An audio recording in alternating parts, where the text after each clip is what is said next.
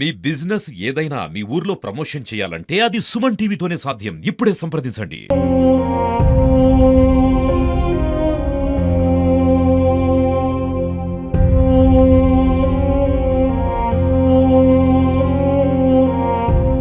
నిజంగా వారి బంధువులంతా కూడా చాలా బాధపడుతున్నారు, ఏడుస్తున్నారు. రామకృష్ణ భార్య ఇక్కడ ఉంది. రామకృష్ణ భార్యతో కూడా మాట్లాడించాము, అదేవిధంగా వారి బంధువులతో మాట్లాడించాము. రామకృష్ణ కుటుంబంతో కలిసి అంటే వారి దగ్గర బంధువులైనటువంటి వారి ఎంగేజ్మెంట్ ఉందని చెప్పి పూలు పండ్లు స్వీట్లు కొన్నామని చెప్పి అంటే మిగతా సామానంతా తీసుకోమని చెప్పి ఇక్కడికి రావడం జరిగింది. ఫ్యామిలీతోటే ఉన్నాడు, కానీ స్వీట్ తీసుకొద్దామని చెప్పి రామకృష్ణ సాయి నడుచుకుంటూ వెళ్ళారు. ఆ నడుచుకుంటూ వెళ్తున్నటువంటి సమయంలో ఆ లారీ ఒక్కసారిగా జయదేవ్పూర్ ఎక్స్ రోడ్ వద్ద మొత్తం కూడా లారీ వచ్చి వాళ్ళిద్దరి మీకు దూసుకెళ్ళింది.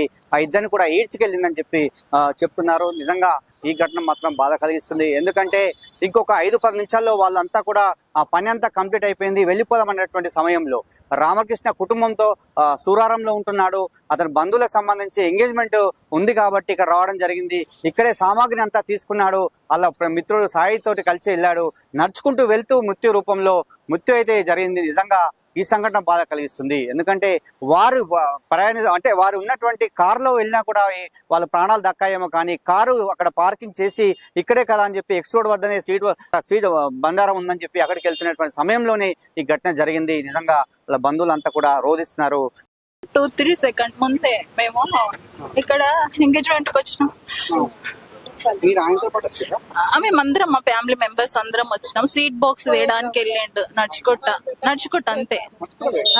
బర్త్డే ఇద్దరు నడుచుకుంట తేయడానికి వెళ్ళారు. గల్లీ ఉంది కదా పక్కనే.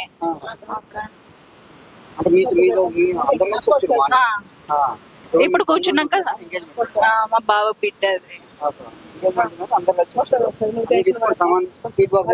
అంతే. ఇద్దరు సాయి రామకృష్ణ. అంటే మీకు ఎట్లా తెలిసింది? మేము కాల్ చేస్తున్నాం. నేను మా ఆయన బయటకు వచ్చినాం. మా పిల్లలు ఇంకా రాకపోయారని కుడుకలు అవి తీసుకోదామని బయటకు వచ్చినాం. వచ్చేటాకల్లా మా నా మొగుడు కారును చూసిండు. కారు ఏనే పార్కింగ్ చేసిండు. ఉందే పిల్లలు ఎక్కడ పోయినరో ఏమంటే అకల్లా ఆ కార్లో అందరు వెతుకుతున్నారు. ఎవరెవరు వచ్చి ఏమైంది నాయన కార్లో ఏం వెతుకుతున్నారంటే ఈ కార్లు ఉన్న వాళ్ళకే లారీ గుద్దిందని చెప్పారు. నడుచుకుంటా పోయిరట.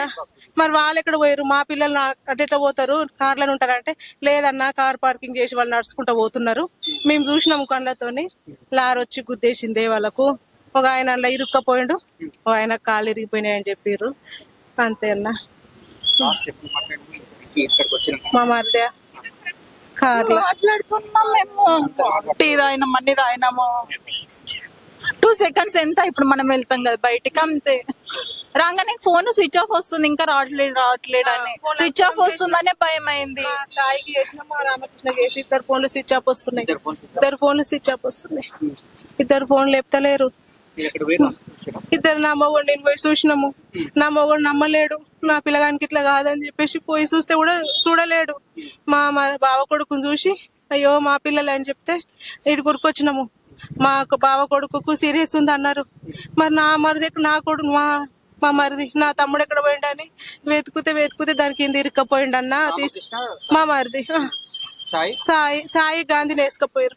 సాయి గాంధీని అయిపోయిండంట. నా మరిది అనే స్పాట్లు అయిపోయిండంట.